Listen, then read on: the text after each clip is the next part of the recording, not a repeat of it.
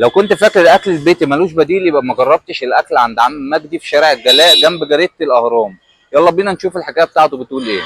في مكان في وسط البلد، لو ما رحتوش تبقوا فوتوا عليكم التاريخ نفسه. مطعم الحاج مجدي في شارع الجلاء جنب جريدة الأهرام. المفاجأة، عم مجدي كان طباخ عند الملك فاروق، اشتغل في المجال من سنة 1952، وولاده لحد النهاردة بيقدموا أكل بيتي من اللي بيخليك تحس إنك قاعد على سفرة جدتك. بداية من 100 جنيه ممكن تاكل رز وخضار وفراخ، تشبع وتتبسط وتزغرط لو قلبك خفيف. الريحة ريحة بيت والطعم طعم زمان، كله معمول بإتقان وخبرة سنين طويلة، مش أي كلام. الصلاة على النبي.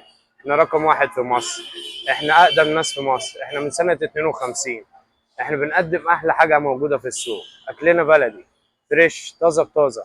ما تلاقيش حاجة عندنا بايتة، ما تلاقيش حاجة عندنا بايظة، ما تلاقيش حاجة طعمها مش حلو. كل حاجة هتعجبك. فراخنا محمرة، فراخنا مشوية، فراخنا مسلوقة، فراخنا في الفرن. عندنا كباب وعندنا كفتة وعندنا نيفة وموز وحمام وطرب وستيك وريش، وعندنا جلاش باللحمة وعندنا محاشي وعندنا مكرونة بشاميل وشرب وخضارنا بقى بطاطس كوسة فاصوليا بسلة سبانخ ملوخية قلقاس. عندنا كل حاجة ممكن تتخيل. أحلى طواجن تلاقيها تورلي بصل بامية فريك عكاوي، كل حاجة بالصلاة على النبي. رقم واحد في مصر. عنواننا 30 شارع الجلاء بجوار جريدة الأهرام ومستشفى الجلاء، في النص ما بينهم بالظبط. عنواننا ما يتوهش. مستنيين كل المتابعين واللي هيجي هنعمل معاه واجب.